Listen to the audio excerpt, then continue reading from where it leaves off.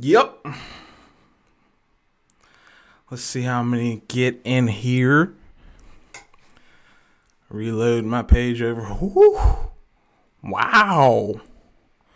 Dude, that thumbnail looks awesome. Sweet.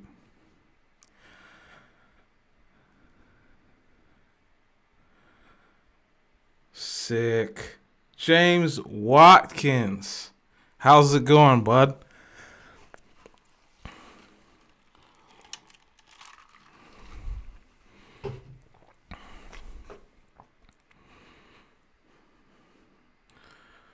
RJW's in the house.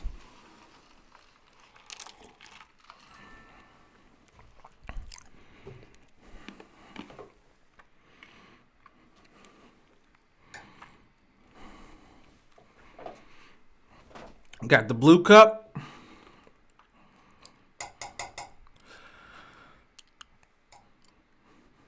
Whew, 11. Now that's quite an uptick right there, guys. So, mechanics, right? We're all, as if you guys have been around the channel for a while, you know that, hold on, actually.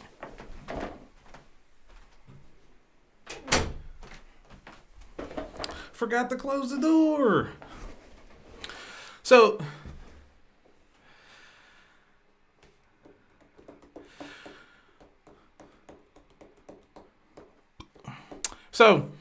you guys know, if you guys been watching the channel for a while, you know, I'm a mechanic.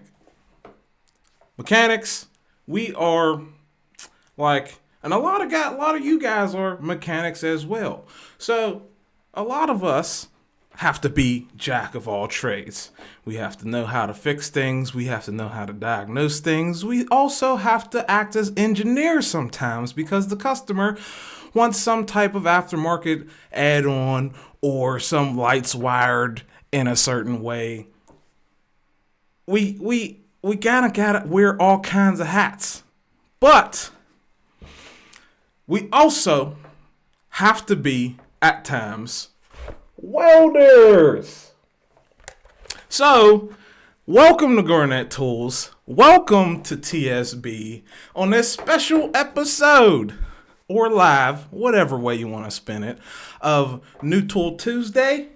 We're going to go over the Snap-on rip-off, copy, rebrand of Save Face welding helmets like this one here.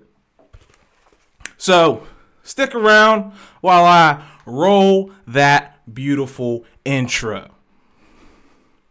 One of these days, I'm going to put some music or some sound effects on this intro.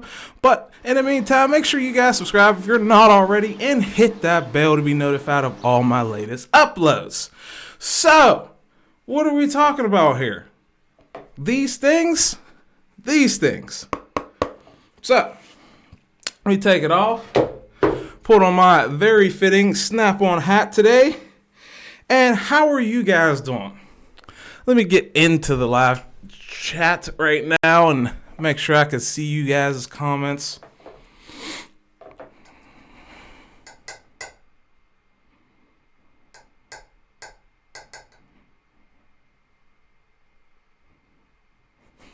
James Watkins says, some of us are just mechanics. Well, I'd add something to that some of us are just parts changers. A lot of us are just parts changers.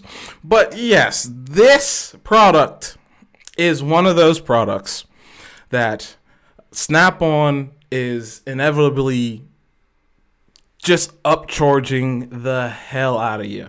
So back in the day, back like 10 years ago, Snap-on used to be like way before all this social media stuff happened. Way back when it was just like a conversation between groups of people, right? Snap-on, everyone would say about Snap-on, either they loved it or it was like, yeah, you're paying for the name. And this is one of those cases where that sentiment rings absolutely true because you're 100% paying for the name. So here it is. Here is the snap-on equivalent of what I was just wearing. It is the EFP Black Ice welding helmet, auto darkening with some adjustments of settings. You can see right here that you have your knobs on the side for the shade, as well as the sensitivity settings, and of course the delay.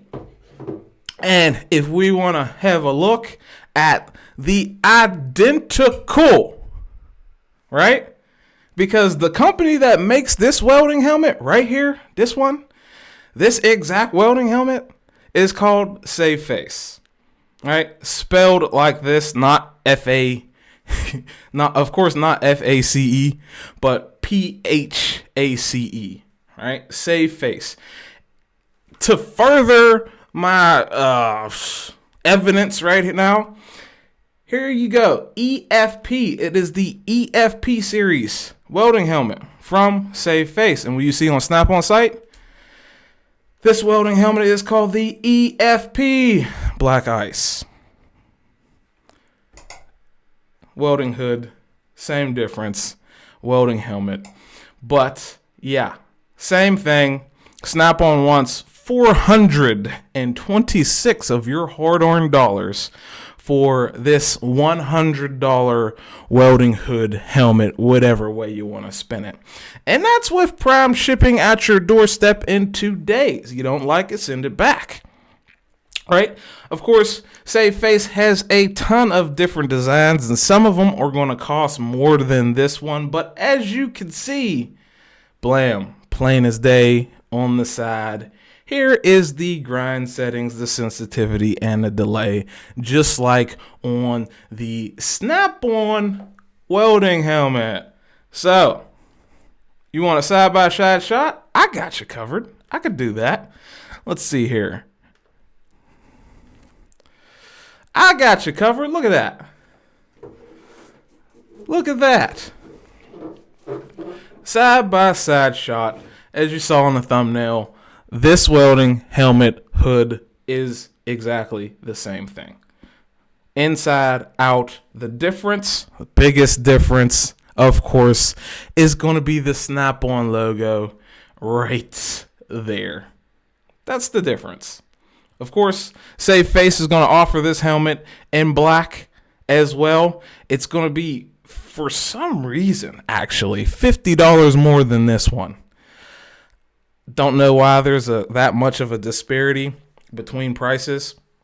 But, of course, this one, $100, as you saw, is at your doorstep in 2 days.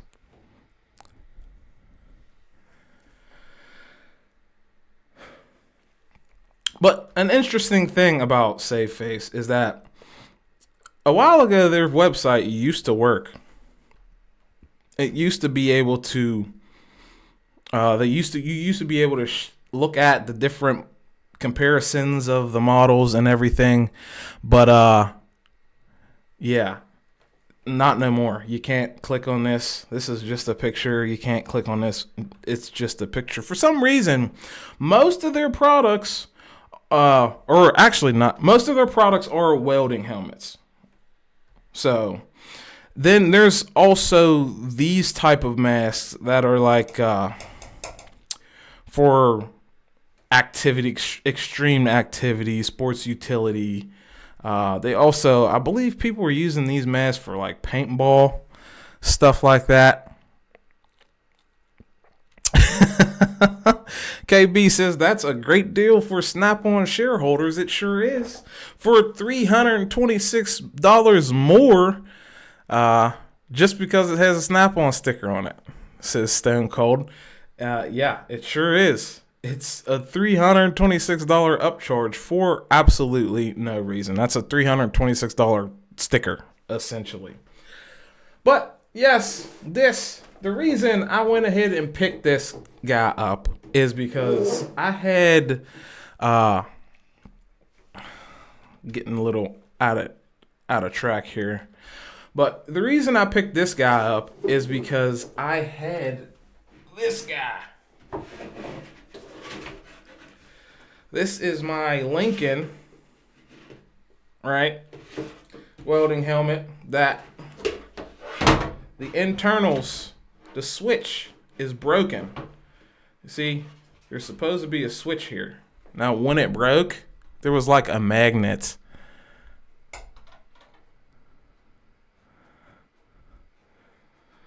There was like a magnet right here that when that plastic switch broke, blam, it didn't really work right anymore. And like over a couple days ago, this thing like flashed me like 3 times. I tried to use it to weld, even with it missing that switch. Of course, I could have probably just bought the insert, but I figure it's time for a new one.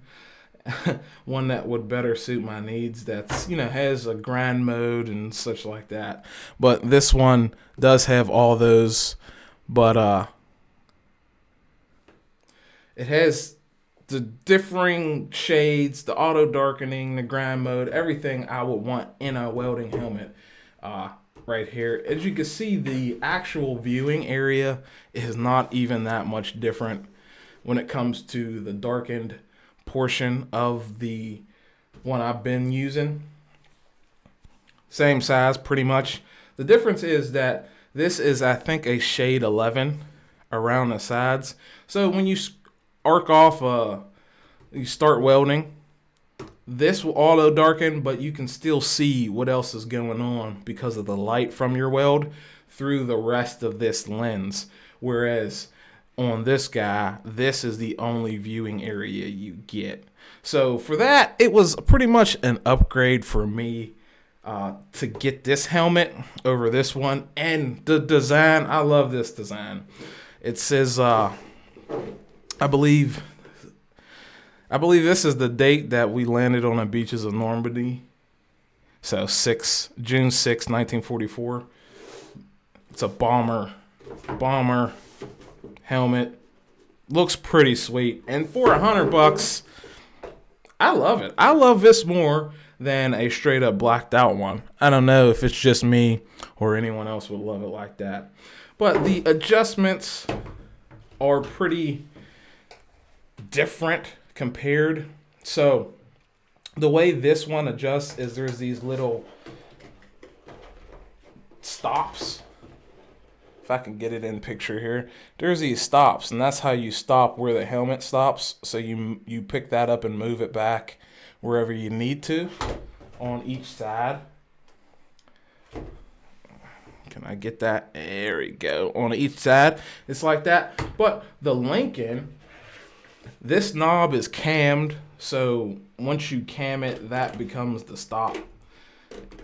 It's a much nicer like stop adjustment on the Lincoln, but everything else about the save face is much better.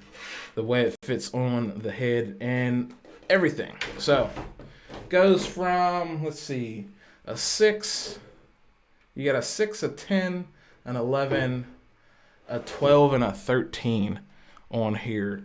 Then you have sensitivity adjustments and a delay. It actually, once you put it in grind mode, it actually clicks. If you can hear that. But yeah, it's a pretty nice helmet there for $100. That was that in all actuality. No skin off my back. Now the funny thing is I would love to see how a Snap-on fan would justify something like this, you know, because one justification is that, oh, Snap-on, I get their warranty. Well, let's see. Is there a warranty?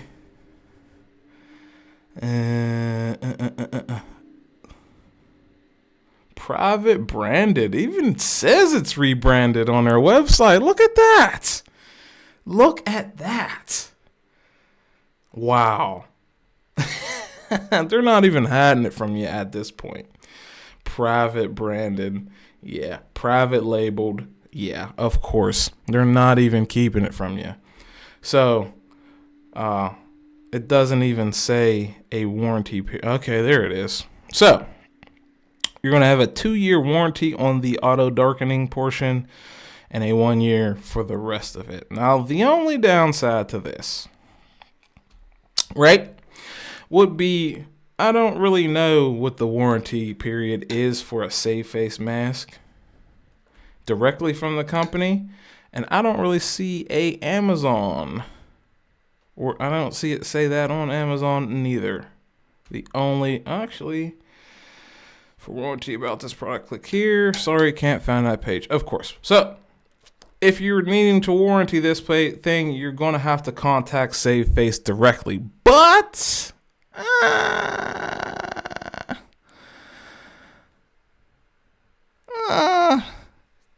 compared to the purchase price, right, for $100, you can buy 2 of them, supply your own warranty. Screw it. You're still less than half the cost of what Snap-on wants to charge you for one. You can buy your own parts. You're still less than half the cost that Snap-on wants to charge you for one helmet. So that's really the thing. I don't know how any Snap-on fanboy justifies this being $326 less than Snap-on, and it's egregious. That's absolutely egregious. It's exorbitant. It's too much money for a product to be in existence that is literally the same thing. Not a copy. It's made by someone else. You're just slapping your name on it. The other way Snap-on fanboys would justify this is that they can use the credit from a tool truck, right? At $100, you really don't need that.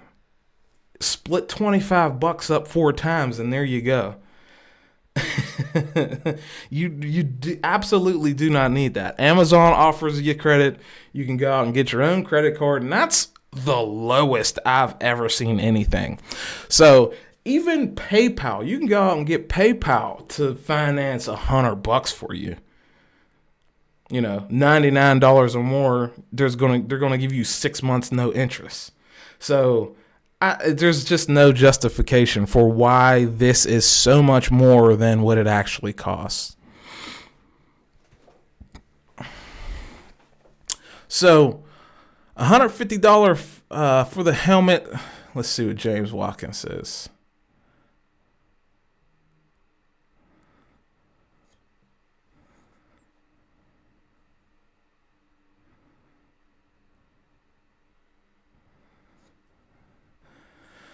James Watkins, $150 for the helmet, $25 for some Snap-on decals. Yeah. Yeah, because I take it James Watkins went on Amazon. Now, there's a murdered out one, okay? We could find that one. For a more direct comparison for you guys, right? We'll click on the murdered out one. $143 for the black version of this same exact helmet, same exact thing. Still auto darkened, still with the grind setting, still with everything the same. $150, free shipping. Get yourself some stickers. Call it a day. Then you're still less than half of Snap-on's cost. And that's even if you want this one. You might find a better one, you know, on Amazon. Let's see. Finn, don't know if it's just me, but I can't trust auto darkening hoods. Just hate them. Now, Finn, my thing with auto darkening is I'm not that great a welder. Like I said, many of us wear many hats, and jack of all trades type of gentleman you're looking at here. So I'm not that great of a welder. So when I was using a non-auto darkening hood, I would flip it down and end up, 4 feet from where I'm trying to weld at.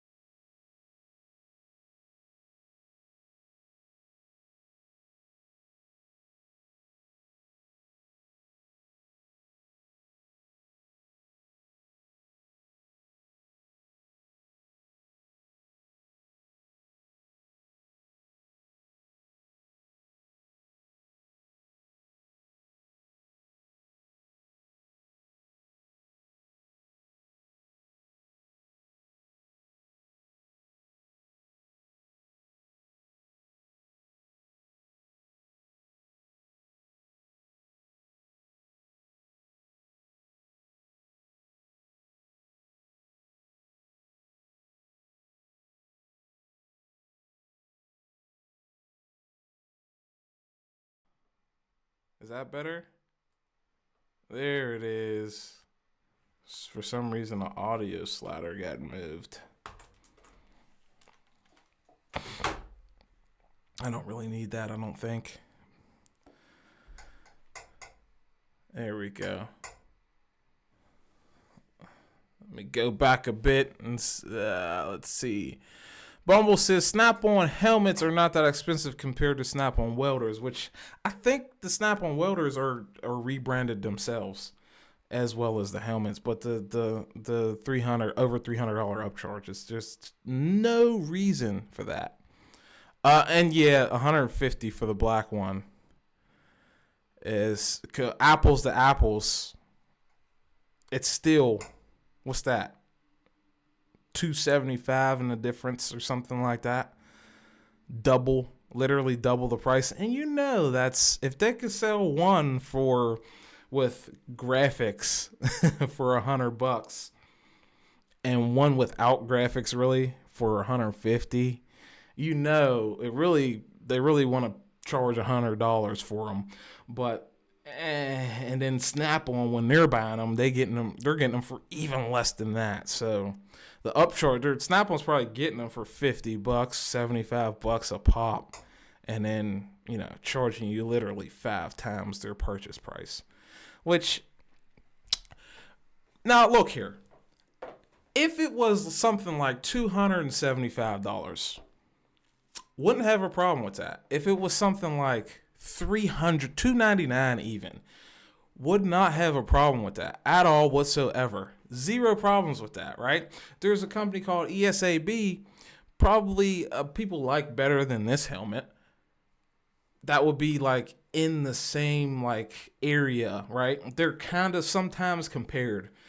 I for one compared those two helmets myself, the ESAB to this helmet, and if they were the same price, if Snap-on was selling them for $300, no big deal, right?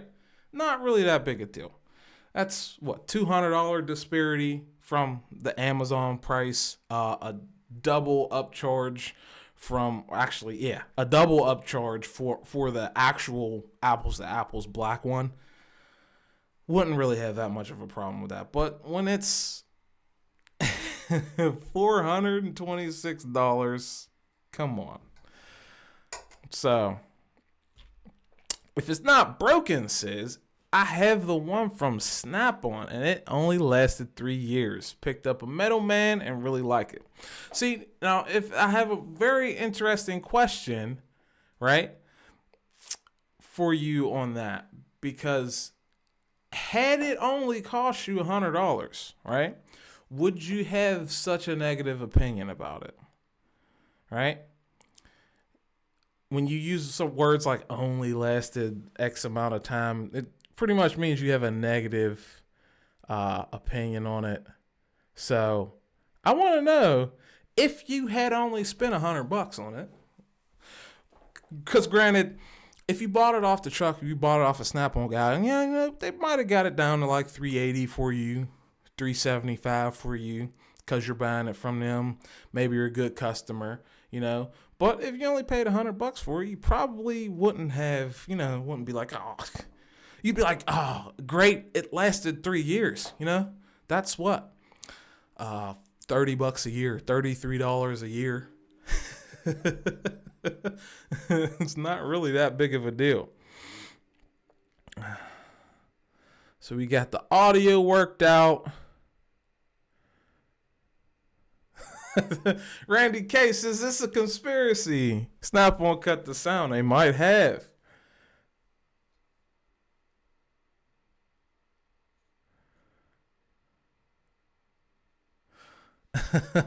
KB thinks I was really ranting about how I really wanted the Snap-on one. If I want the Snap-on one, look, I guarantee right now I'll go buy a black Snap-on sticker and slap it on the top of that thing. Cut the little reliefs in it and call it a day.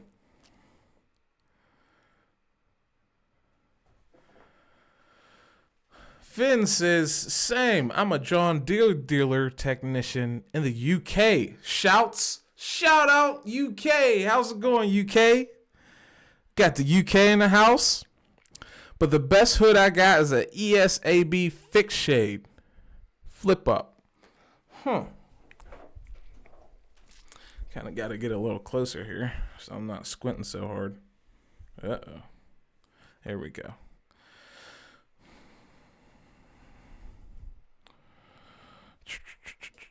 Snap-on probably pays $50, RJ says. Esau. It's pronounced Esau. Yes! I knew someone was going to correct me.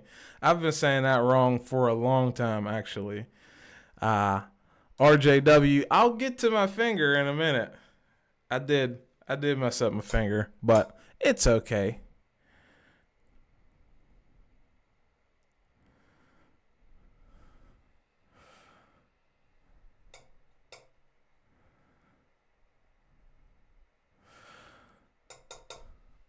So if it's not broken, says the thing is, a person welding all day is not going to trust their ass to a cheaper helmet. See, but the thing is, right? If they buy the Snap-on one, they're buying the same helmet, right? And that's just on perception, right? 100% perception that the more expensive helmet is a better helmet, because I just showed you it's the same exact thing. So that helmet is really a cheap helmet, is what I'm really saying.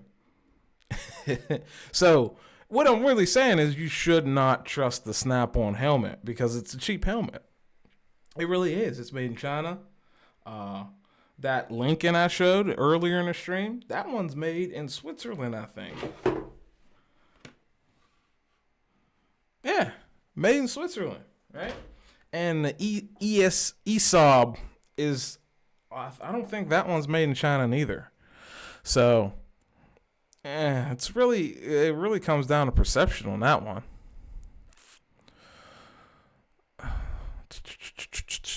Tyrone says, some YouTubers actually hate if you hate on Snap-on. Well, guess what? I'm that guy. I'm that guy who consistently and constantly tells you guys about rebranded Snap-on products. I did it a couple videos ago, actually. I've done it. Even the first video on this channel was about rebranded Snap-on stuff, where they sell you sockets cheaper for a completely lesser cost, same exact sockets, made by Snap-on in the same plant. That's just what I do. I've been doing this for 3 years, 4 years, something like that. It brings a little bit of joy to my heart, to know that I'm letting some guys know how to get around that exorbitant Snap-on cost. Because a Snap-on socket set, chrome sockets, regular sockets, right? 6-point regular 12-piece socket set, 3/8 drive, we'll say. What did that run you from Snap-on? $212, something like that.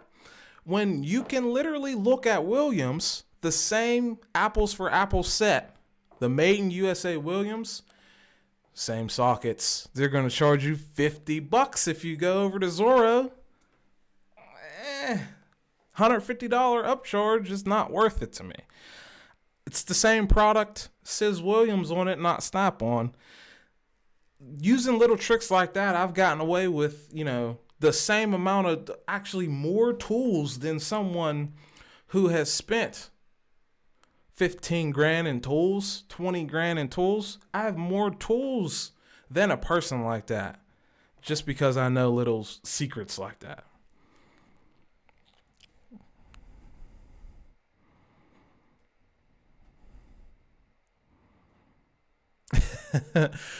If it's not broke, it says nope. If it was $100, he would still complain.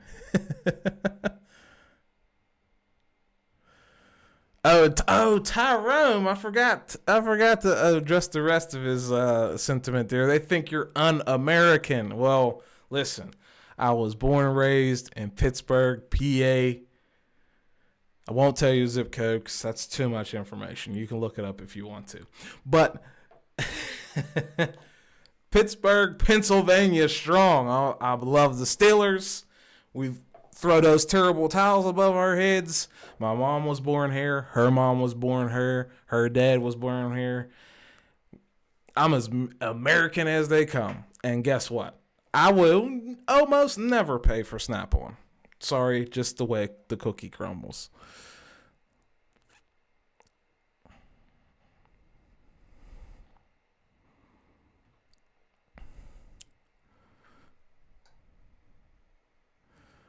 Do you want to see if Snap-on lenses fit? No, I know the Snap-on lenses fit. They're the same exact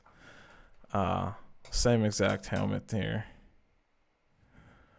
What's up, Tool Cartel? And the other helmets, right? So there's two companies. Let me address that first, and then I'll go back a little further. The two companies that make Snap-on helmets, Metal Man is actually the other one. So the ones that look more like a traditional welding helmet are made by Metal Man. The ones that kind of look like a ATV helmet are made by Save Face.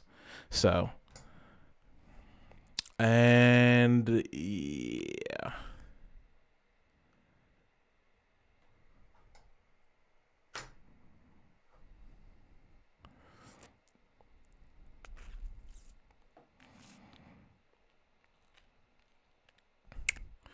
Finn says it's ESOB.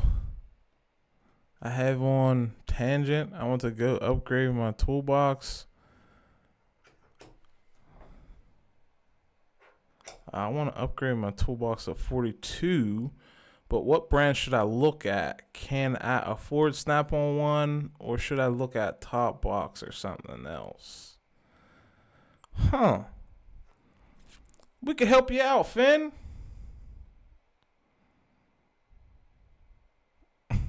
No, if it's not broken, no, I don't like the bungles. Sorry.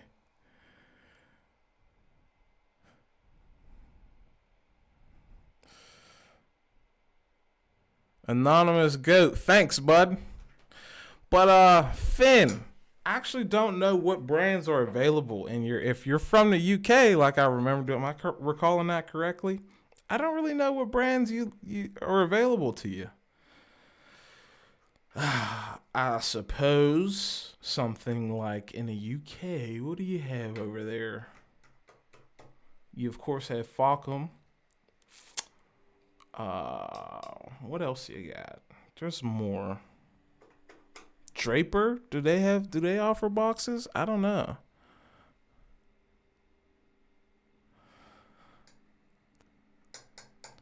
I don't know what brands. Let me know what brands you have over there. But getting back to my finger, right? Someone asked about my finger. I'll get to it. So, I'm gonna have to do this. So, this is kind of what happened. I smashed my finger in my truck door, and yeah, my nail is split. Actually, let's see here. I don't have my phone in here.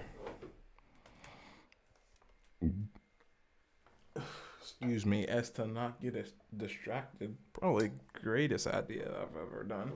It doesn't really help me out now. But yeah, my nail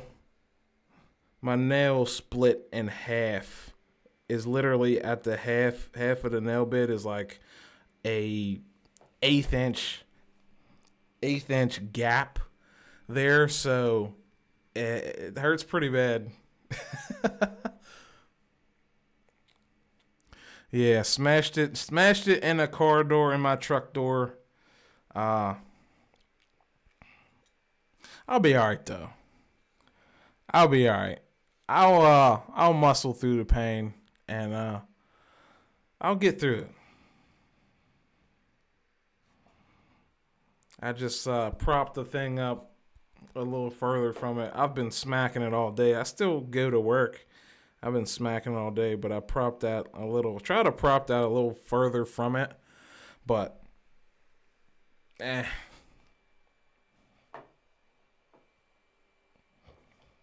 So, what else we got here?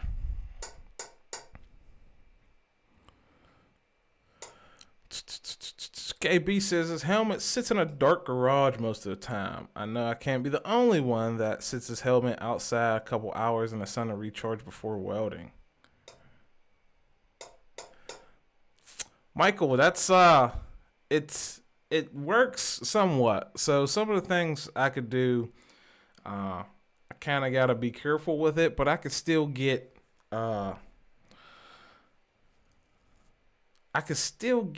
maneuvered with like power tools and such. I could still get the job done, being careful to lift carefully with, the other fingers. But I don't really lift heavy things. The real task will come when I have to put this big truck back together. So we'll see how that goes. I'll probably use like lifting equipment, like a forklift and a strap to aid in my to do some things I would probably normally just like muscle on. I'll probably just end up using a forklift and a strap. And that's the only real difference. The rest is like power tools and using tools. And I can use my offhand for that. I'll be able to get around. KB, I never thought of that. So I always get flashed. I always got flashed, and then that thing broke. So for a long time, let me see. I did sit that thing. It did sit in the dark in my van for a long time. But what I like about this newer helmet, the Save Face one, is that it has a battery. So I could probably just replace the battery. Like, it's solar and battery. So I don't really know how that works, what they're doing there. Technically, it's a lithium battery as well. So I venture to say the solar is probably going to recharge the battery when light is hitting that thing. But if the battery goes dead, I could just pop a new one in there, keep going. But Finn says he has Falcom, Sealy, King Dick, Snap-on, Mac, Draper, King Tony.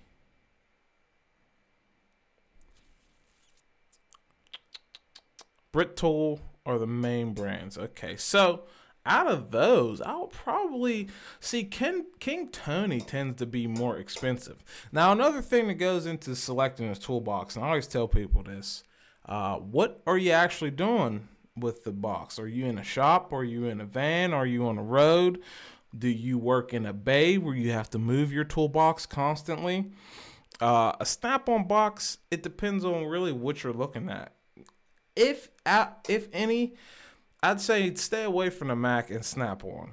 Only if you're doing, like, if you're constantly moving bays and you're working on heavy and you're going to load that box down with super heavy stuff, I would go for a more heavy duty like use case would be Snap-on or Mac, in my opinion. Even Falcom would fall into that same category probably, because they're like Mac. I don't know if they position that brand the same as Mac,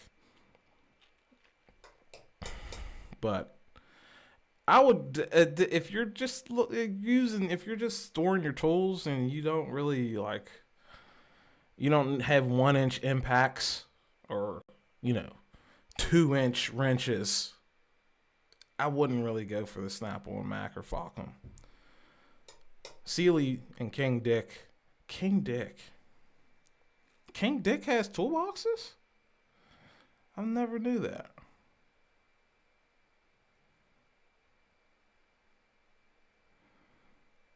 Tyrone, that's a good point. If you get the student discount, they are much better pricing. And sometimes those students can't really afford to buy toolboxes. So I'm not telling you to seek out a student and have them buy a box for you, because it really doesn't count towards their, Snap-on SEP student experience program limit. Buying a toolbox doesn't count towards the limit. So I'm not telling you to seek out a student, but when I was in college, I knew a lot of guys that, bought tools and toolboxes for their dads and brothers. Might be a avenue for you there. How's it going, Turbo Ty? Miller Elite for years, Barefoot says he's been using for years. Let me see if I can get this to better.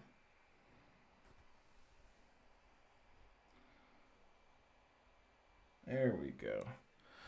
See, sometimes the camera goes out of like focus and I gotta get it back.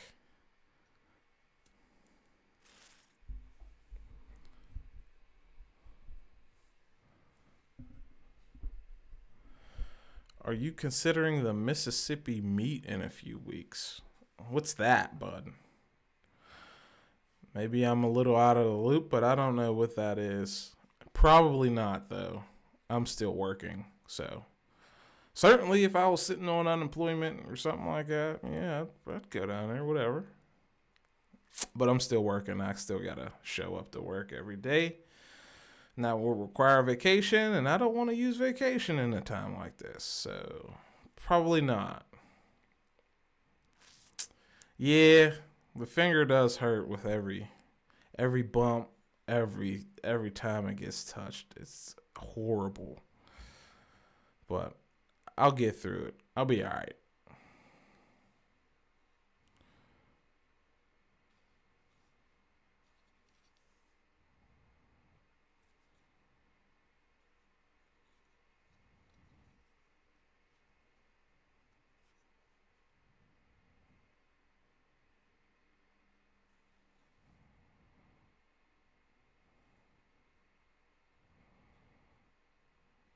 So yeah, Finn, I would definitely go. In your case, I would go for a more heavy duty box like a Snap-on or a Mac. But it really just depends on what you're going to be filling the box with. Like, do you have other storage areas where you can store odds and ends? Like, does your junk drawer have to be in it? You know, a lot of things you got to think about that a lot of people probably don't think about when it comes to buying a toolbox is stuff like that. So my boxes, for example, I've got some of the smallest space, but somehow I have more tools than people who have larger spaces, larger boxes in their vans. Like, there's a guy with a double wide, there's two guys actually with double wide top and bottom Craftsmans, right? More space than I have available to me, but I got more stuff packed in mine just because I found other places to store all my like tools that come in cases I don't put in my box anymore. So that opened up a lot of space for tools, actual tools. And so stuff like that. You got to kind of think about how you're going to organize the thing. So I got like 3 toolboxes, and I could tell you most of my hand tools are in my yellow flip cart. Then my power tools are in my top box on the Craftsman stack. It's only a 26-inch wide Craftsman stack. I got a top and bottom with a top flip up. I've got couple fouls, couple C-clamps. I've got some MRO stuff in the bottom. Then I've got like electric soldering stuff in the top box. And then my cordless tools are up there with all the batteries. So it's not really what I have. It's not really that much. Every single hand tool I have, though, is in my yellow flip cart. With the exception of my bigger wrenches, because those are in a Craftsman box, and I have bigger crow's foots that are in a Craftsman box as well. Now, my air tools are in the bottom drawer of the Craftsman box, and that's like my whole, basically I just described my whole storage situation. So like when it comes to something like we'll say a spark plug remover, right? I have that in a kit, in a case, not in my toolboxes. A O2 sensor remover kit. I have that in case, not in my toolboxes. anything that comes in its own case is really not in my toolbox. So you kind of got to think about your storage situation, what's available to you. Can you get like a separate cabinet, separate lockable cabinet or something like that to put all your storage cases? Because getting a whole setup is not really cost effective. You know, you're getting a whole box station. And certainly, since you do have to move your toolbox, wheel it from bay to bay, I would say look at something like that where you can put like a cabinet, a lockable cabinet where you put all your cases and extra stuff in that cabinet, and then you can roll around a larger platform toolbox when you need to. And you could just, when you need something like specific or larger, you can go back to your storage cabinet. But for your toolboxes or for your main tools, I'd say get like a more mobile. You probably shouldn't do like a 70. I probably wouldn't even do a 55. But it really just depends on how you work. For me, if I was working in a shop at my current job, I would get a larger cart, like one of those. See, Mac makes a like very large, like 40 inch, right, cart that you could wheel around. And Cornwell used to, but they don't anymore. Something like that. If I was working in a shop at my job, that's what I would get. I wouldn't get a 55. I might actually, 55 actually would be the sweet spot, probably, because that's like a typical size box. But if you on the other end of that, if you're for one, actually, I would look at used before anything else. And then if you're not really concerned about like the heavy, like if you are just starting out, right, and you're trying to get your foot in the door, right? You're like a entry level, not necessarily, maybe not even entry level, like maybe a step above, and you're just trying to like fill out your toolbox. You don't have as many tools as like the veteran guys, but a toolbox is something you shouldn't invest that much money in at to start off at. Go for your tools first. So a nicer snap-on box might be what you do down the line. But for right now, if you don't have the tools you need for your job, if you need more tools, if you find yourself constantly asking for tools from the veteran guys, I would probably invest in one of those cheaper boxes first before I got a snap-on. And then somewhere down the line, once that one starts breaking down, then you go for the more heavy-duty box. So that's just my advice, Finn. Take it with a grain of salt. I don't know exactly what you're doing over there. If I had a better idea, maybe I would have a better advice for that, actually. Well, what else we got going on in this comment section? Michael Hoover says, have you checked out the Mac RBRT stuff? No. And that's another area. It's another area, right?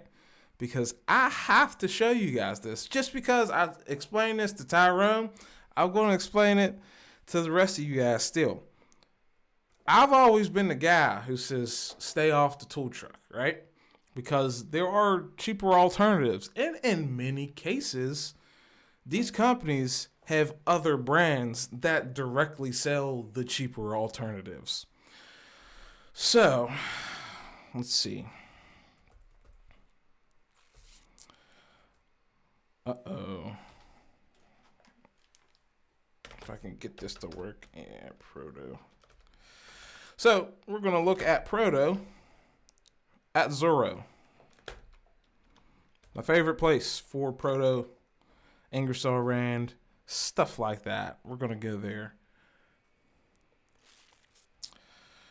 Proto, Allen, Proto Hex. I forgot what they're called. So that new Proto, I might have to look at their catalog for this. Proto catalog. We're gonna get there, guys. Bear with me. We're gonna get there because those Mac RBRT sockets, guess what? Proto actually offers them as well. I haven't had a... Let's try the full version. See if we can open that. I messed up. Here's sockets, Hex Keys. Sockets, not drivers, and Hex Keys. We'll open that one. Let's see if it's in there. Bit sets. Bits.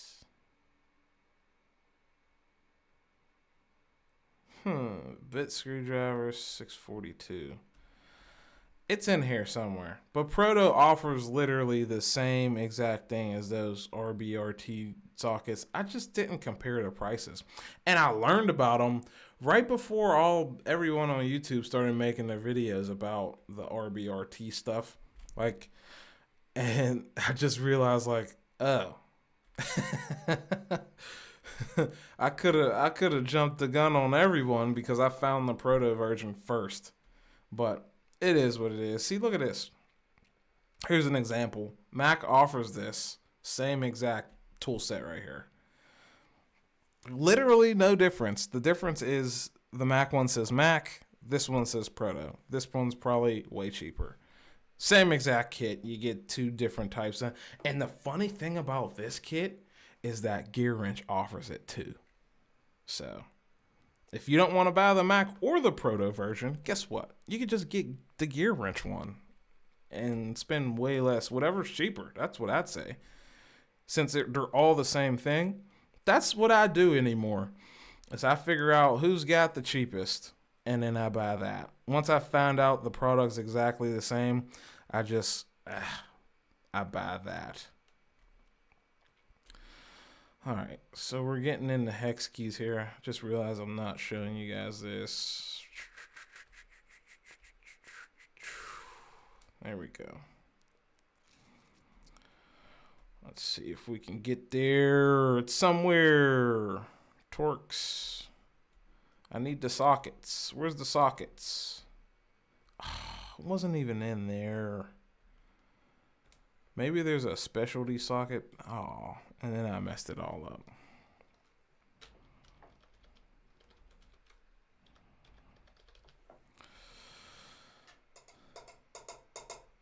Proto.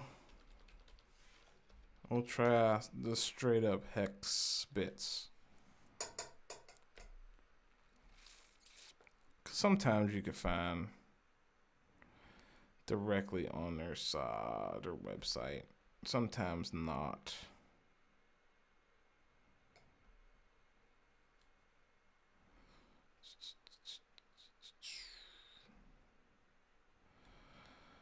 Products. Hand sockets. Bit sockets.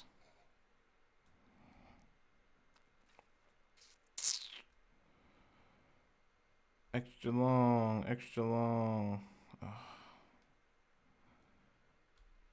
We'll do 3/8.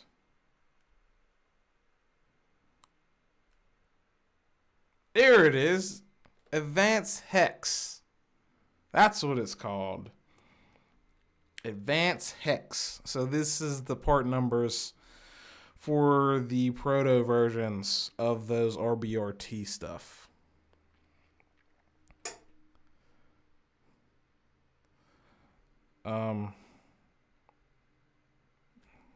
What size is this? 3H drive, RBRT, Proto Advanced Hex.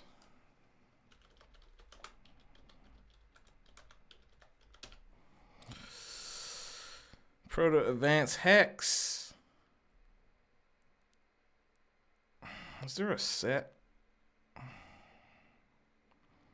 We're probably gonna have to compare a regular one socket, but as you can see, this is the same. Or you can't even see the picture. Sweet. Sweet, Proto. Sweet. Let's see if we can go to BitSocket sets.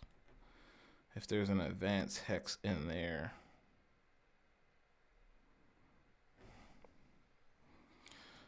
They might not sell them as a set, but they sell them individually. Nope, don't look like they have the set. So, kind of puts a little bit of a tickle in my pickle.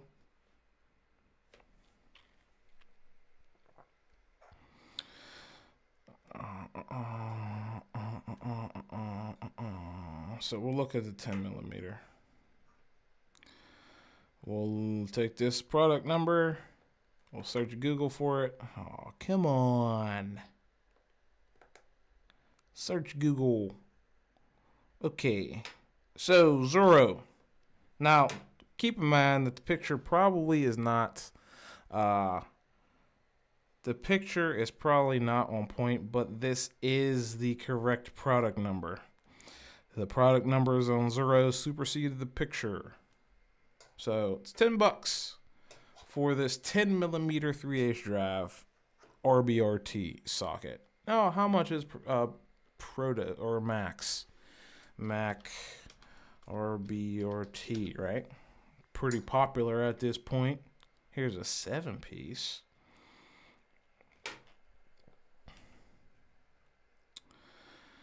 Mac 2s. See, they're not even that expensive, though. For that price, that's a good price. 10 millimeter. $3 in the difference, actually.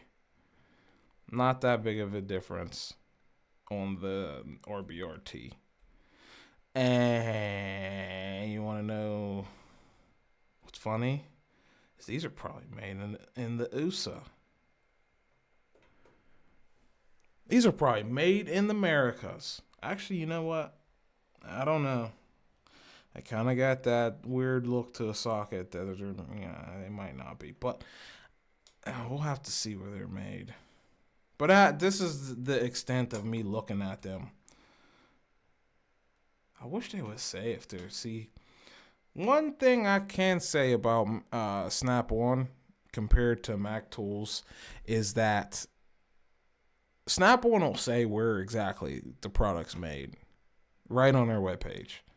Right? With Mac, you kind of got to take a look at the box on the truck, or the dealer's got to give you the box to see where it's made. So I don't know where it's made.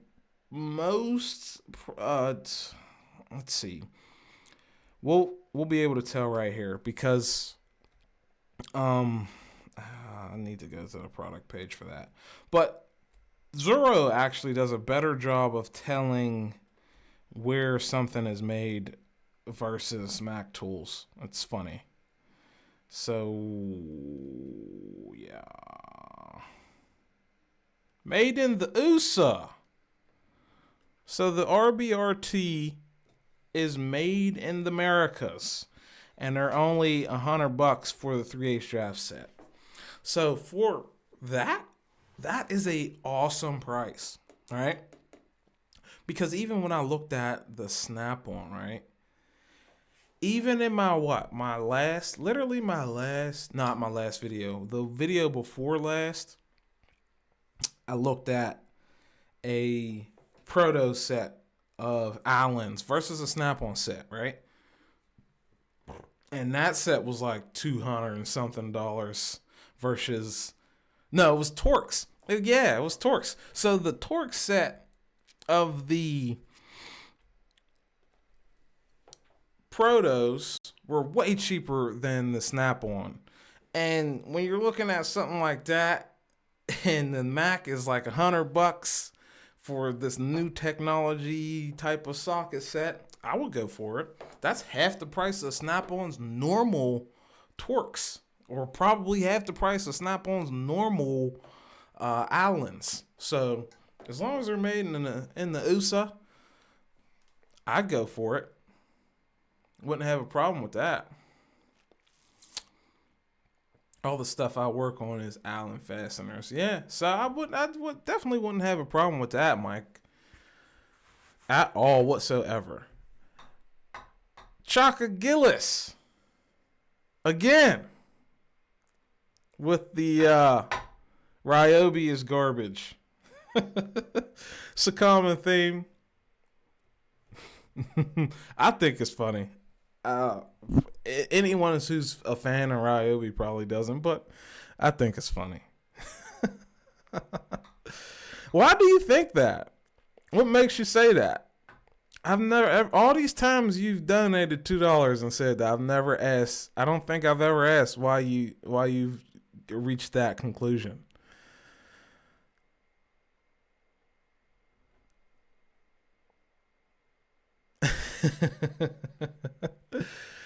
James Watkins says, everyone smash that like button. I just gotta say, to the 22 of you in here, thank you for joining me. Thanks for hanging out with me. This is just a random live stream on a New Tool Tuesday. And let me know if you guys want me to continue, because I could keep showing you guys stuff. I could absolutely keep throwing stuff on here, because I literally have stuff sitting over here. So do you guys want me to keep going, or you want me to save that for another video? Let me know and we'll continue. Just let me know.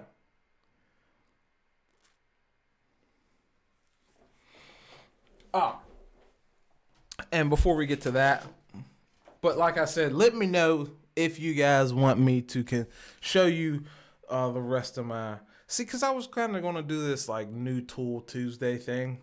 I might like do a couple more of them, but I could just, show you guys everything new right now. It doesn't really matter. But the thing I've neglected to mention about the helmet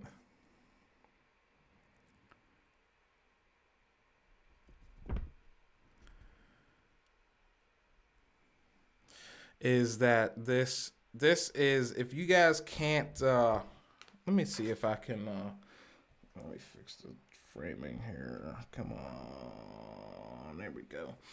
Let me see if I can actually look at it this way.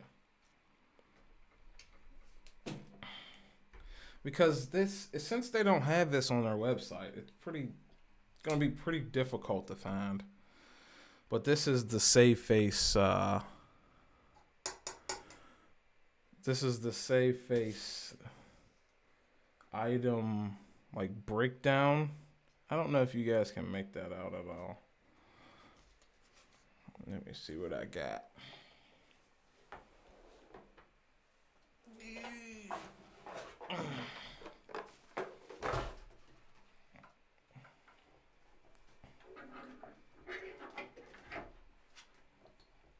Let's see here. Okay, that's a little better, right? You guys can see that.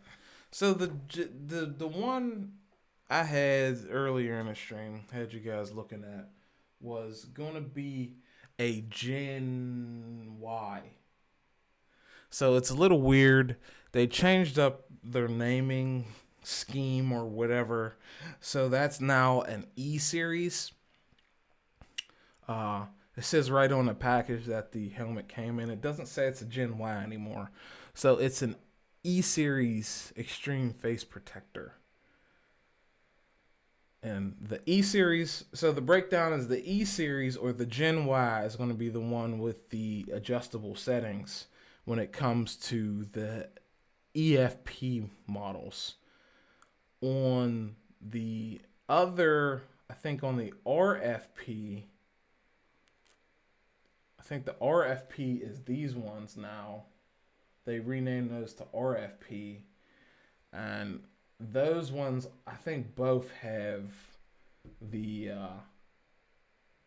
face protector, or they both have the adjustable settings. Both of these ones. So there's two different. It's weird that they renamed the whole series and really don't. This is the old way they used to name it, and they have a new name. So these two are EFP. This is regular auto darkening without adjustable or.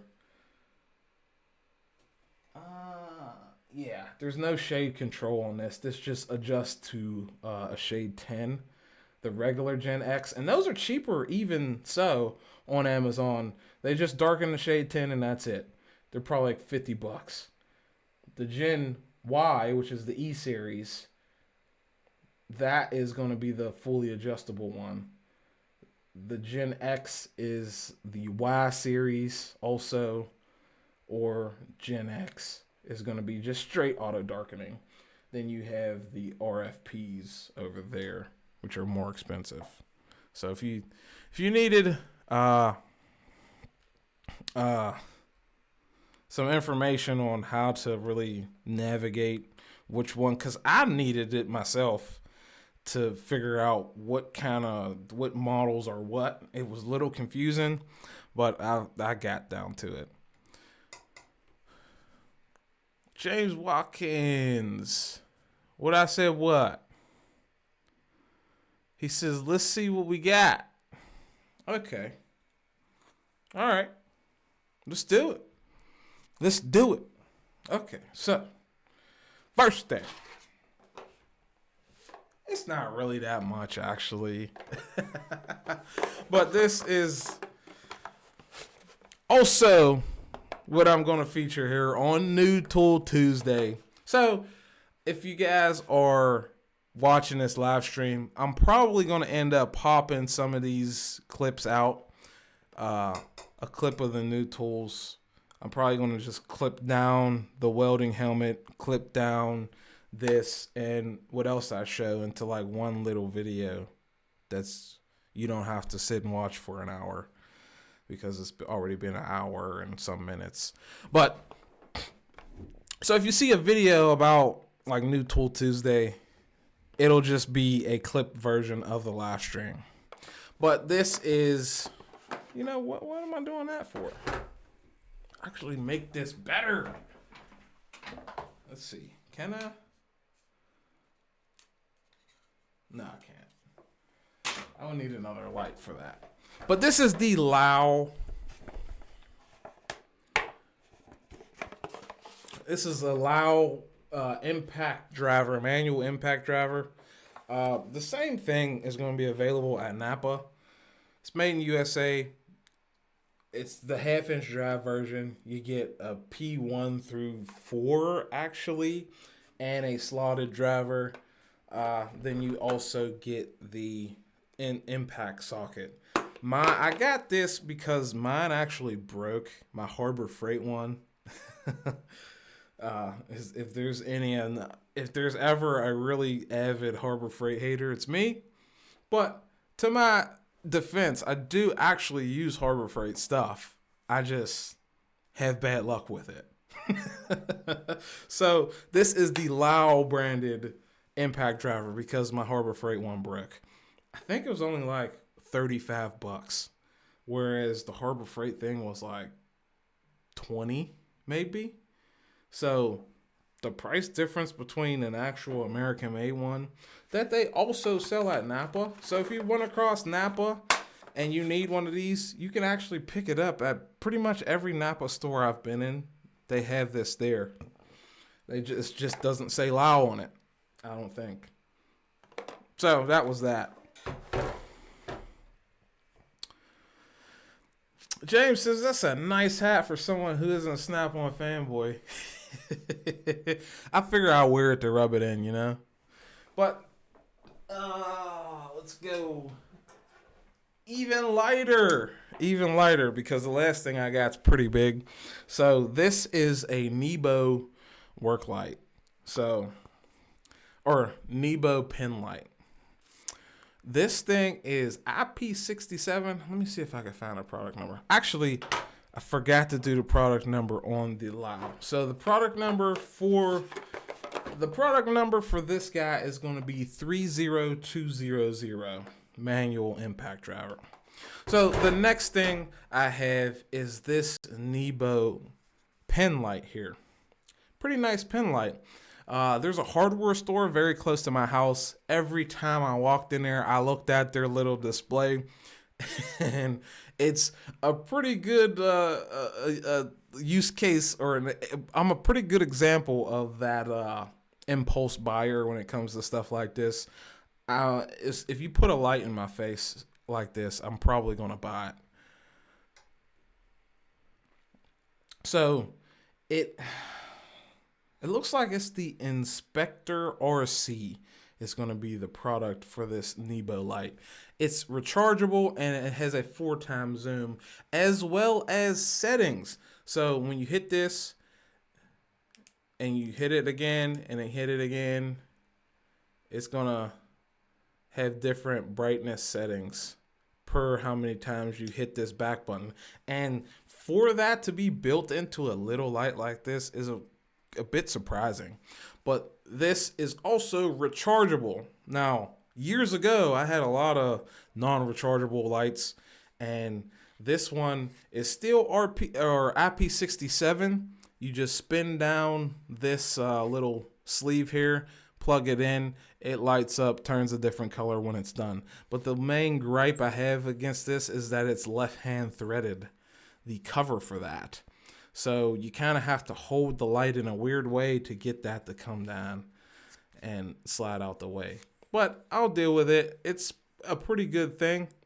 What makes it a little more weird is that the the zoom is like more, or like a right-hand thread, a regular threaded thing. So when you can't just grab the tip and spin this, you would have to spin this all the way out, then, or spin it all the way in, and then, yeah, turn it that way. It's weird. Something you get used to, because you can spin it all the way in, turn it, and then release it, but you have to spin it all the way out to then screw it back on. Weird. But rechargeable lights like this, I have a ton of lights that aren't rechargeable, and my pen lights in particular were not. So it's a good thing I'm getting around to replacing that stuff. Now the big thing I actually have for you guys,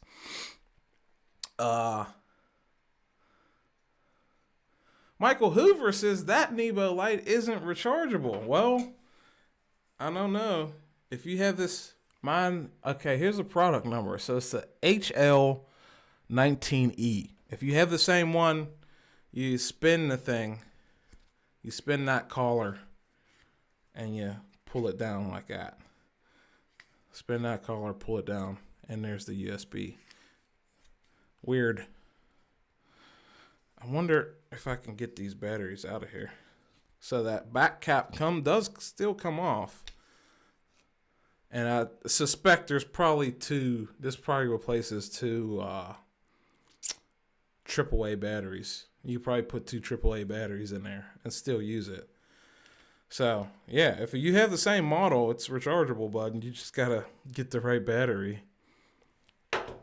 So the big thing that I have for you guys that just actually came in today. Oh, this thing is heavy. Is this Big Daddy Ingersoll Rand Impact right here. This thing is the truth. This thing is like massive. Got it with 2 batteries and a charger off Zorro for like under $500. This thing is sick, dude.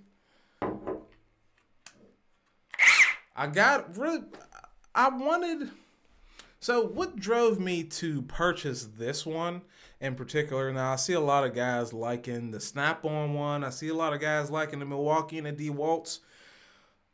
A part of my decision on this was that not too many people have them, that I've encountered at least. So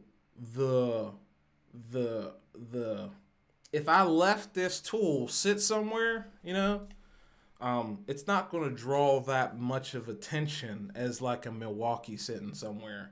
It's not big bright red like a Milwaukee or big bright yellow like a DeWalt. So it's not going to draw that much attention in that regard. And as far as the branding on, you know,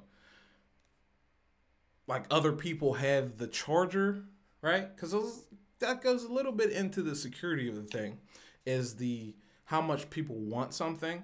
So if people have like a Milwaukee at home and someone, you know, because a lot of crimes, right, are crimes of opportunity. So when someone comes across this and they have like Milwaukee stuff, they're not really going to be like, oh, I can just snag that and, you know, take it home and I'll use it for myself. No, they'll probably realize that if they were to take this, they would have to, you know, find a charger or the battery or whatever to go along with it. And it doesn't really fit in line with the rest of their tools. So that was part of the reason why I bought the Ingersoll Rand. Another actual big reason I bought this one is because it has this ring light in the front of it. So that's the ring light, and you can change how bright that is just by clicking that trigger. And that will that kind of like sets that brightness for when you hit the trigger. So if I set this at the least bright it can be and I hit that trigger and I let it time out, after it times out and when it comes back on, that will be the brightness of the light. And I thought that was pretty sick to have that flood of light around your socket that you can set. So see, when I hit that trigger again, it's that bright again. If I put it in the middle and like cycle it to get it the brightest I can make it, right? Hit the trigger.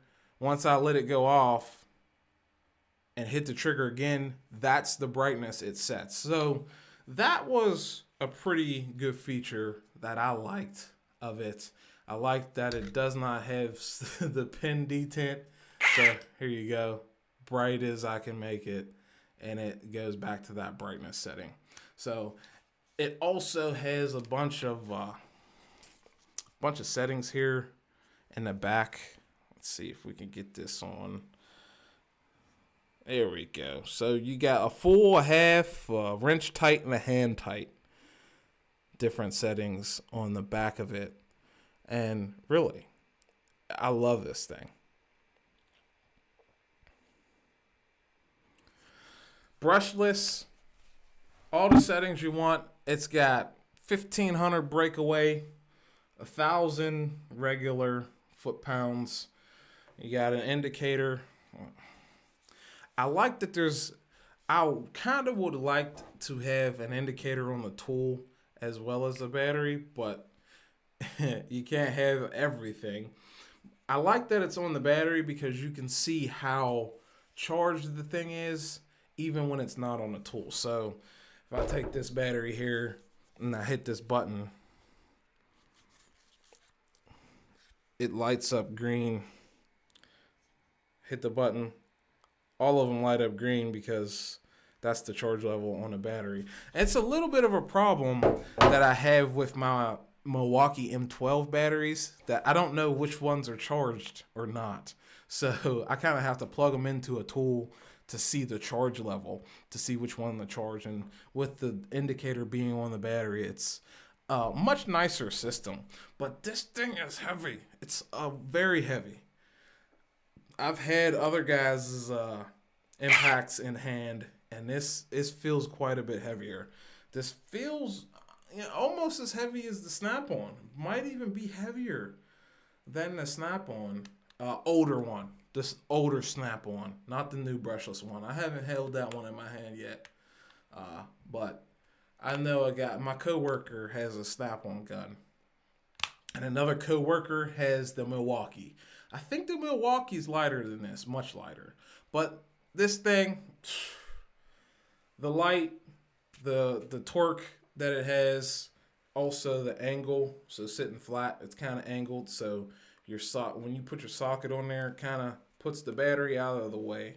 And I like that a lot. So this thing was like $473. And I like it. Also, if you turn that light off in the floodlight mode, so if I turn it on right now, that'll stay for like a set amount of time, like 10 minutes. It'll stay on.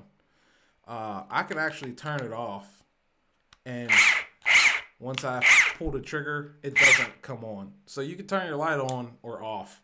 And this is like one of the only guns to my knowledge that can do that. You don't have to have a light. You can have it as bright as you want it, and you don't have to even have it on at all. Ugh. So that's about it. So I got the helmet, the Save Face helmet, $100, right? That guy, $35. I didn't even say the price of this guy. I think it was like $22. Rechargeable Pen Light. Maybe I'll do a rechargeable pen light showdown, because there's like probably 3-4 popular companies that makes these. And then, yeah, the Big Daddy Ingersoll Rand for $473 with Zorro coupon, of course. And that's like, do some quick math here. That's a $650 tool haul. Pretty sick.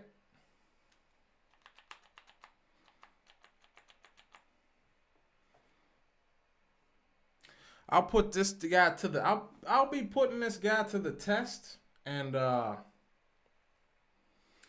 report back, see how it actually works, because I got a big job coming up that I gotta put something together, put a big forklift together, and yeah, it's gonna require something like this. And this is the last thing I needed to enable me to go pretty much fully compressorless. For the most part, I start up the compressor to use my air impact, and this will be coming handy when I need to do something like that. So, and I do need to get a boot for it. I thought about that as well. I definitely need a boot for this thing so it doesn't get all marred up. Yeah, hit up Zorro, Stone Cold. You get it. And there's a coupon code for Ingersoll Rand stuff. Hop right on it. It's usually like $553 for this guy with 2 batteries, the whole kit. Even Napa sells it for about that much, like $535, $539, something like that. But with the Zorro coupon, I was able to get it like $110 off. So I figure, since there's a coupon, yep, time to get it, so I don't have to start the compressor every time I need to, bang some lug nuts off, or bang 20 lug nuts off of one side, or stuff like that. So, but let's see here. That's an hour and a half, guys. So, do you know if DeWalt is coming out with any mechanic tools? I do not know. DeWalt has for a long time had mechanic tools. What kind of tools are you talking about? What are you looking at? Because I help you out. If you're looking for something, I help you out. DeWalt has for a long time already had mechanic tools.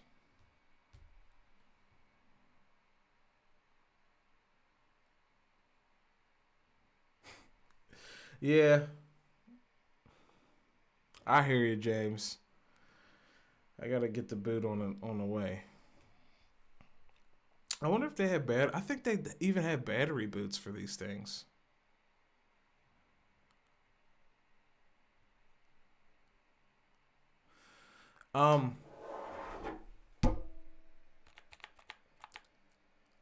Ingersoll Rand also has a right angle impact, but it's a 20 volt right angle impact, and they also have a, what else did you say? Ratchet. They also have a 20 volt ratchet. but they're going to be a ton heavier and heavier duty probably than the Milwaukee one. I don't know. The Milwaukee one I haven't even looked at yet because it's not out yet technically. There's a lot of pre-orders going on for that thing. But yeah, Ingersoll Rand has for a long time had a right angle impact in this bigger battery platform. So don't let that dissuade you. Certainly for 12 volt stuff, I do have Milwaukee. And as far as that right angle impact, I'm probably going to get it because that thing looks sick. To have an impact that does like 220, like that big, and a 12 volt. They already killed the game with their stubby impact that does what? 250. Right? Crazy. And now you're telling me you're coming out a right angle one that's only 30 pounds less and it's like that big? Yeah. So 12 volt, I'll probably hit up that. But for my 20 volt stuff, I wanted this.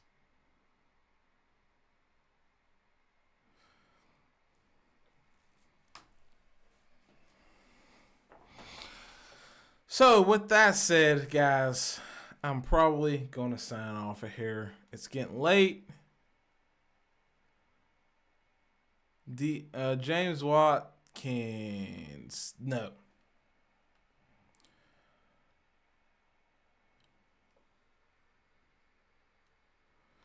Ratchet question? Oh, okay. We'll hold up for Finn. Finn had a question. We'll wait till we answer that before we sign off of here. James Watkins says, I think DeWalt has an electric ratchet. I actually looked into DeWalt having a battery power ratchet. They don't.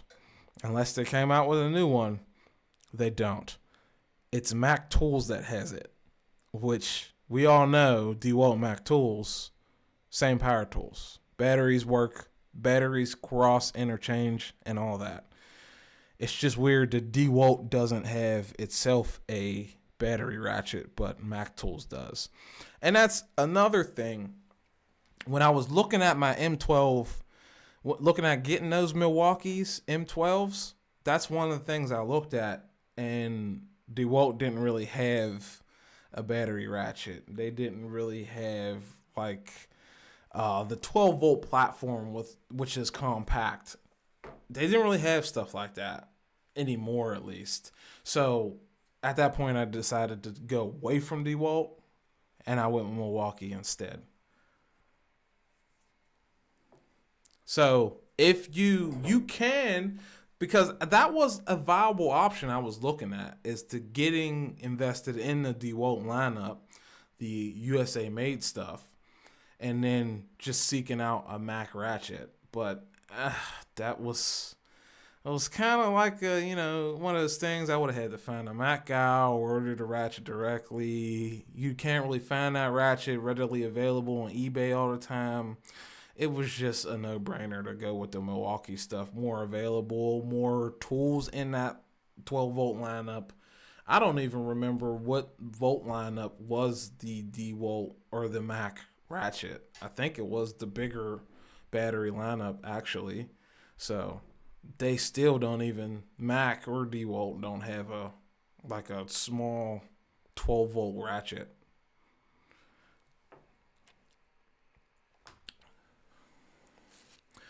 But let's see. Finn. Okay, we'll answer Finn right now. Finn says, are Matka ratchets worth importing, or should I look at some of them sexy Japanese ratchets? Or one bit of a statement piece at work, and I want one people will be jealous of. Japanese ratchet ones. Okay. So Finn, do you have access? So you said the brands you have access to. But I want to know if you have access to those German ones. Because out of all those brands, I would go I would trust King Tony because they're like, as far as Taiwanese stuff go, I think they're owned by an actual manufacturer. King Tony is. Yeah, James, Mac has that ratchet, not DeWalt. If you look up DeWalt ratchets, what you'll find is like air ratchets. Not really, but Finn, don't import a Matco. I would say don't import a Matco ratchet.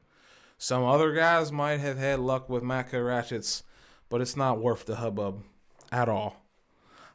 If you have access to Mac or Snap-on, I'd go with those. Even if you have access to something like a Proto, get a Proto ratchet, dude. 100%. I would 100% get a Proto 90 tooth ratchet over a Matco ratchet. Any day of the week, any day of my life, I would get a Proto ratchet over a Matco ratchet.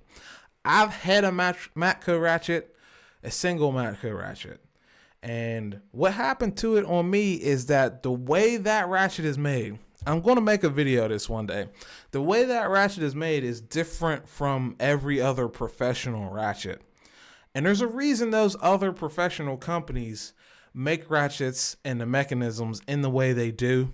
There's something very important that Matco leaves out, which makes them break down over time. If you put a good amount of torque on a Matco ratchet, it's going to start locking up and skipping on you. 100% has happened to every Matco ratchet I've touched.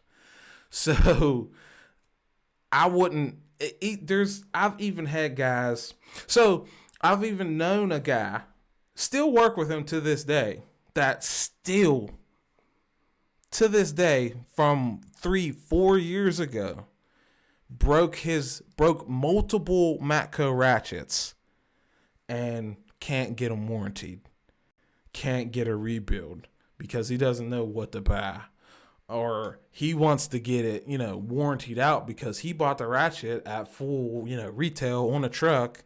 It's under warranty and he just doesn't know where to go.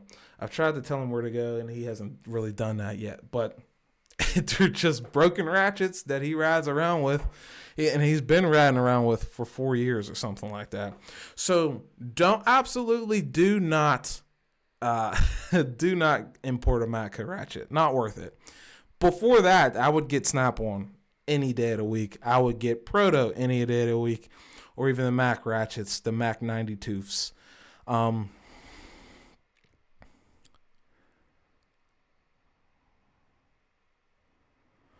Okay, I get what you're saying, Finn. You want a fancy one. Get a Nepros then. Get a Nepros ratchet or get a Stavilla. Do other guys get Stavillas? I wouldn't get a Hazet ratchet. Hazet doesn't make the type of ratchet I would want. Stavilla does. So Stavilla, they make a 80 tooth chrome handle. I don't like comfort grip handles. Oh, James Watkins, he did find a 12 volt. So yeah, it is in a 12 volt platform. I think back when I looked at it, was the bigger ones. But yeah, the Stavilla doesn't like Stavilla out of Hazet, Stavilla. What else? Heiko, Elora, all of those German brands, even Ghidorah. Only Stavilla makes a high tooth count, bare handle, non-comfort grip ratchet. So if I was looking at one myself personally, I would want either a Stavilla. That's the only German one I would get after. Other than that, I would go Nepros. I love Nepros. My little 1/4-inch Nepros, probably one of the most expensive ratchets I have. Third most expensive ratchet I have on my box is a 1/4-inch ratchet. Actually, to be fair, the second most expensive ratchet I have in my truck is a 1/4-inch ratchet. It's the Snap-on, the longest one they make. But yeah, a small 6-inch flex head quick release Niebo ratchet. It's the third most expensive ratchet I have. And I love that thing. I love it better than all but one ratchet I have. I love it better than all but my SK ratchet. It'd be a tough decision between the SK ratchet and a Niebo ratchet for me, personally, after what I've used. So, if anything, hell, I'd have imported a damn SK ratchet before I did a Matco one. Seriously. I don't know. To be honest, right? I'm going to say it. This is a little bit of a hot take, but I'm going to say it anyways. If someone recommended, if you've been seeing guys recommend a Matco ratchet, you've been watching the wrong people. Because that's not, no. I'm sorry. I just don't like it at all. I hate Matco ratchets. They're not even made by Matco. That's the only professional tool company. Yeah, they're still made in America. But as far as the tool trucks go, they're the only ones that don't even make their own ratchet. They have another company making their ratchet. And they're junk to me.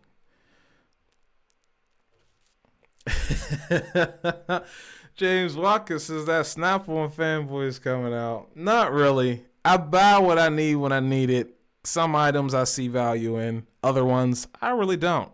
Could care less how much their CEO makes, right? I don't care about their shareholders. I'm not a shareholder. I don't get no damn dividends from the company, so I really don't have any loyalty to them.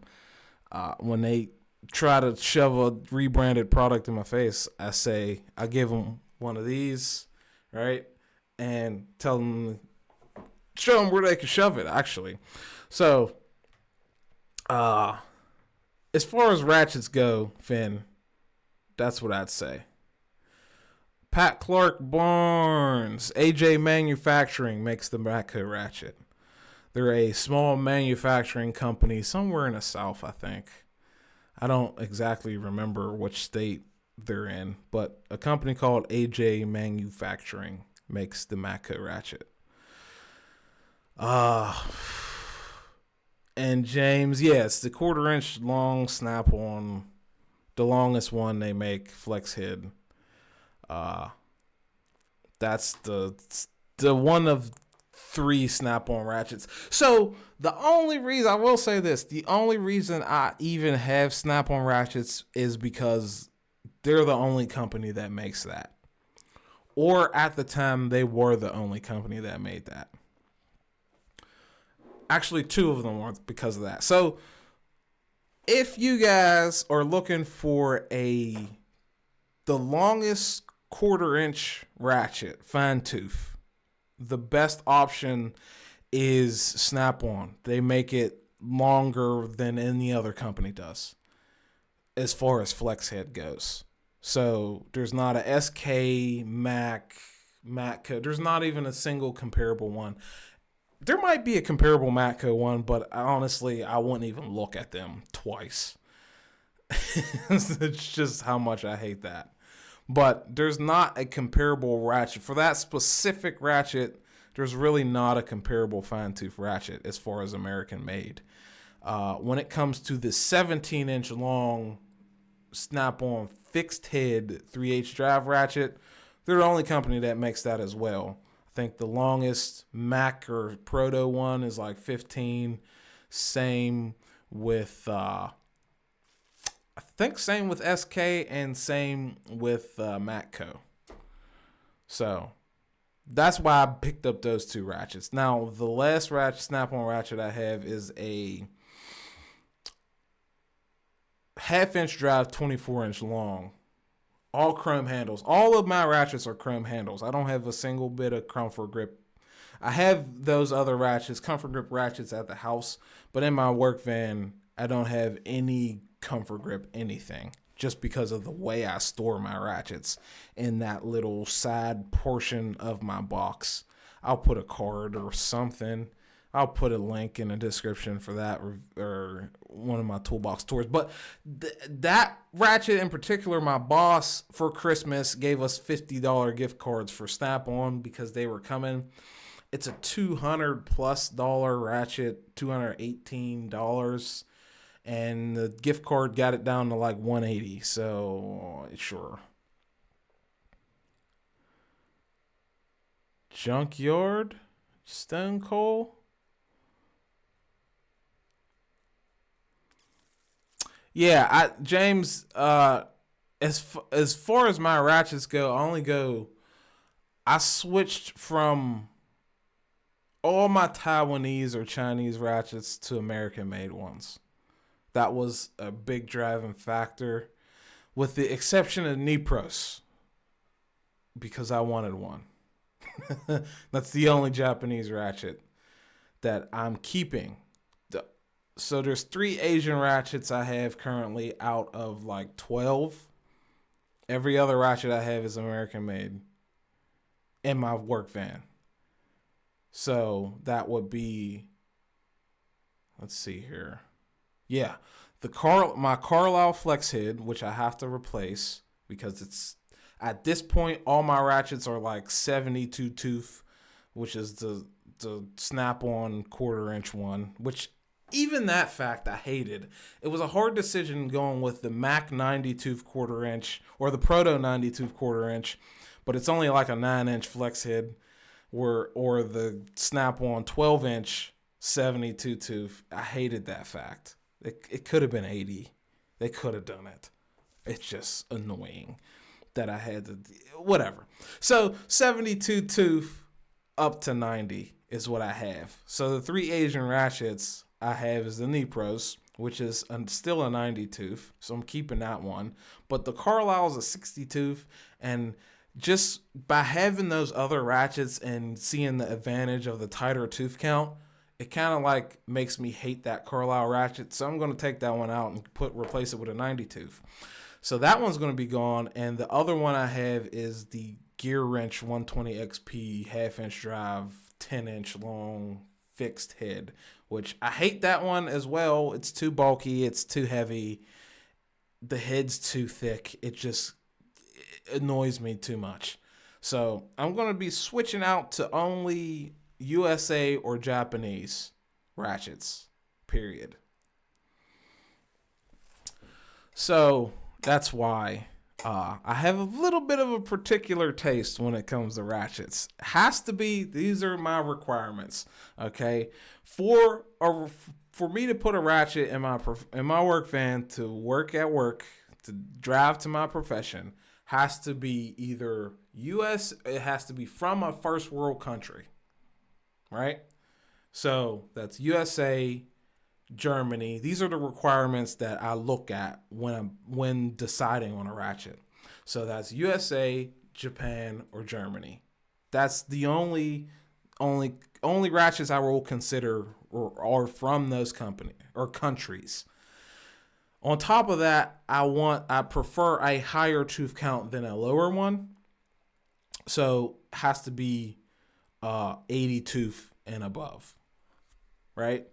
Then it comes down to the features I want in the particular ratchet. Then after that, chrome handle. Don't want comfort grip whatsoever. So as long as a ratchet meets all those requirements, I will consider it. If they don't, I won't.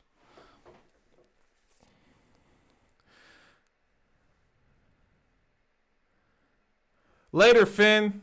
Sorry for keeping you up so late. 2:30 in the morning is quite the time to be up, buddy. So, Stone Cold says junkyard trips. I don't think I've done any junkyard trips. Unless you mean, not junkyard. Pawn shop. I did do a lot of pawn shop trips. Jax is Carlisle 14 1/4 inch roto ratchet with comfort grip. Gives to the point a 3/4 inch from end to end like it's gonna break off. Really? Wow. James says I've got 13, 14 snap-on ratchets in my big box at my personal shop. Wow. 8 Tekton 92 Sahum. Yeah, see, now that's what I mean. So you understand what, why. You understand what I'm talking about. Yeah, so I got a bunch of ratchets at home. I got snap-on ratchets at home. SK ratchet, that horrible Matco ratchets here. Proto ratchet, ton of Craftsman ratchets, a junk Harbor Freight Pittsburgh Pro ratchet. Yeah. Well, thanks for hanging out with us, Finn.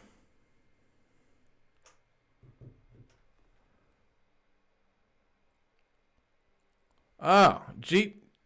Jeep. Okay. Didn't answer him. This is the last one, right? Ow. Just bumped my finger.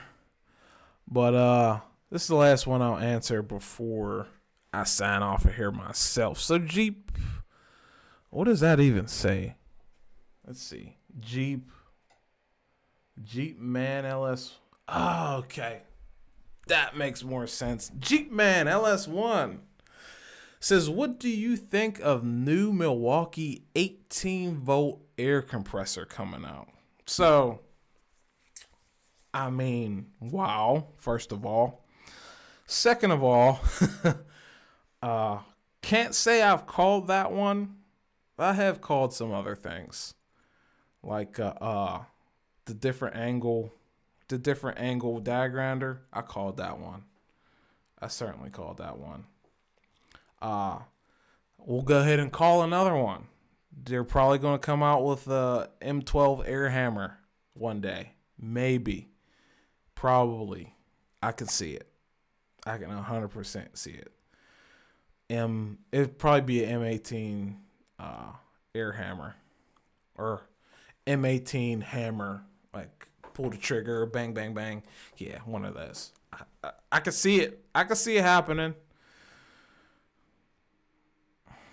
I don't know how they do it, but I could see it.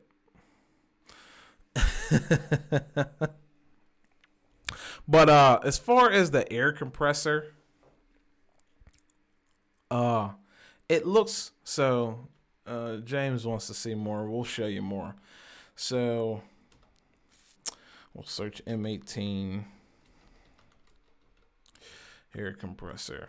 So what it looks like is a small form factor air compressor that's not really,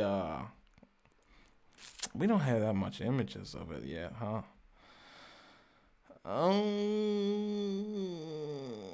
Tool Guide has it. So March 17 it got announced. We'll do this show. And we could turn that off. But not inflator. Don't want that. No. Air compressor. Come on.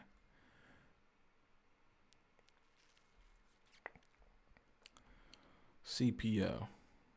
They had a picture of it. Please. Okay, this is it. Expected to ship in a month. Right? Won't even ship soon. But this is the... Come on with the pop-ups. Give me a break here. So this is the fuel brushless air compressor from Milwaukee. And I gotta say that... See, now, what the hell is he even doing there? What is that? Somebody's going to have to tell me what that is, because I have no clue what he's doing. He putting air to a water fixture in the house? Or a gas fixture in the house? What the hell? Okay. Moving on. But it looks like it has quite a little tank. All right. Look at the size it is a hand versus how big that tank is. Even the fact that he's hand carrying it kind kind of means this thing's probably going to run all the time. But if they figure out a way to efficiently produce air in this little motor or whatever they got going on here, then it might be a good thing. We're probably going to have to read some on it. So it weighs 31 pounds. You can drive bread nails with it. Up to 1.2 cmf at 90 psi. But how big is the tank? 2-gallon tank, right? 68 decibels, and it can give you 90 psi. 1.2 CFM. They've typed it wrong up here. Quickly dial in air output. Single turn regulator. Carrying handle. M18. Yeah. Pressure test on a new gas line install. Yeah, I've never experienced that at all. But that's new to me.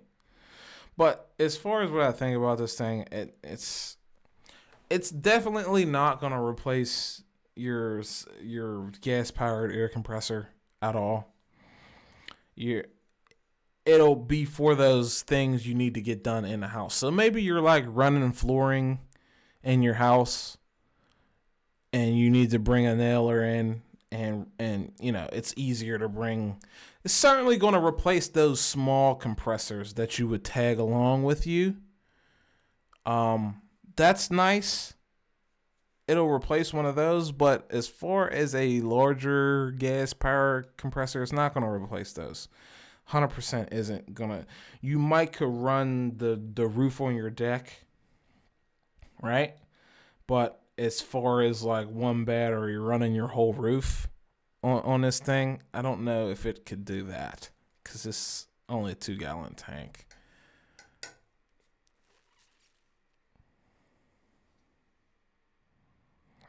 So it certainly, if you know, for small projects for $350, I don't see that big of a deal. Brock says, are the electronics in that welding helmet the same? Yes. Yes.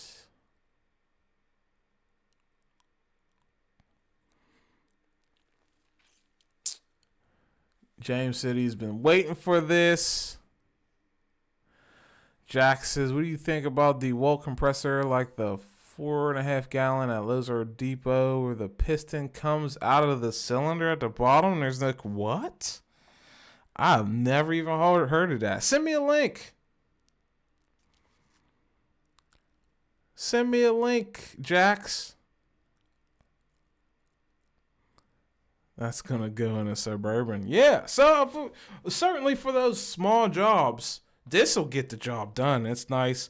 I mean, a gas powered compressor probably run you like what, $150, $200. So at only $100 or $349 premium. If you're already in the Milwaukee lineup, the M18 lineup, though, that's the thing with that. It'll only be good if you are currently in that lineup. So if you're not, and you have to buy this and some batteries, I probably wouldn't say it's worth it. It certainly comes down to your use case. If you're doing this for friends or something, you know, or you're doing this as a side gig, definitely, and you need a compressor, yeah, it'd be something to do, something to get, because $350 ain't nothing. You can get that hose, a nailer, and you can run your whole floor yourself instead of, you know, getting trying to get a whole real long enough hose to reach your compressor wherever you park near your house or something like that. I've been thinking about doing my floor as well, and it would take way too much effort to get my hose where I need it, get a nailer, run nails on my floor, so they stop creaking, stuff like that. And if you know, this can get it done, certainly, definitely a better option. Let's see what else we got here. Rigid has had one for a while, really.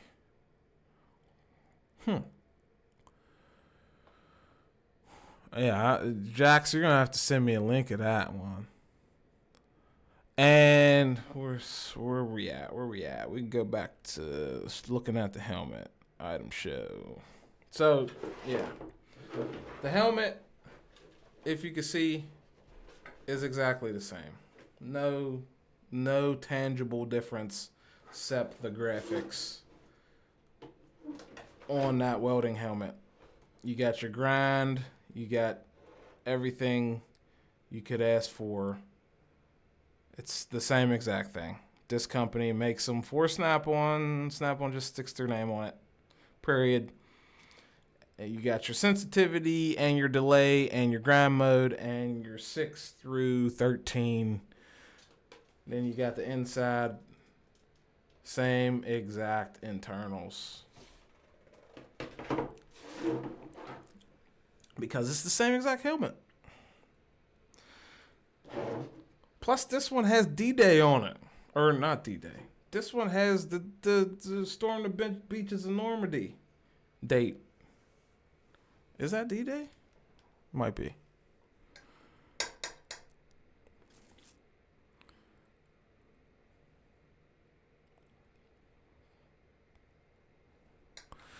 And Brock says, can this also plug into a wall? That would be awesome. If you could plug it in and run it off the house. The Milwaukee thing. If you could plug that in and run it off the house, that'd be awesome. Just got a new, James says, just got a new compressor for the house. 29 gallon. Harbor Freight, 150 PSI. Separate pump and motor for $350. Yeah, see, that's a lot better of a deal, especially when see, that's only giving you 50 PSI for a half an hour, James says. Like I said, for small jobs, it's certainly something that's nice to have. It's not going to replace it when you're, using it constantly. It's not going to replace your regular compressor.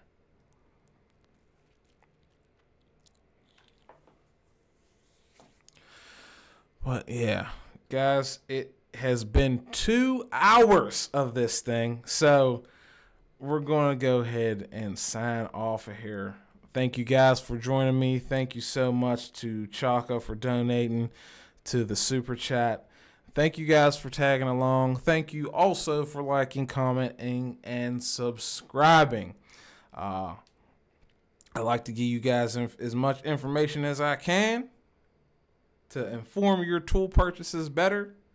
This is why I show you products like that helmet and like other things, comparing, contrasting, rebranded products, because I know that more money deserves to be in your pocket than some cushy big wig who's sitting on a golf course all day. Knowing about these rebranded products just puts more money in your pockets and enables you to buy more tools, which is how I really run my tool purchasing, or how I dictate how I purchase what tools. When I find something I like, I really search and see if it's a rebranded product. So I hope you guys appreciate that. Thank you for tagging along with me for this live stream. And that is it. As always, make sure you guys like, comment, subscribe for more videos. If you like, you can check out my Twitter, Instagram, my Amazon affiliate link, or even my KC Tool Co. affiliate link in the description. Thank you guys for watching. I really do appreciate it, and I'll see you in the next one. Peace.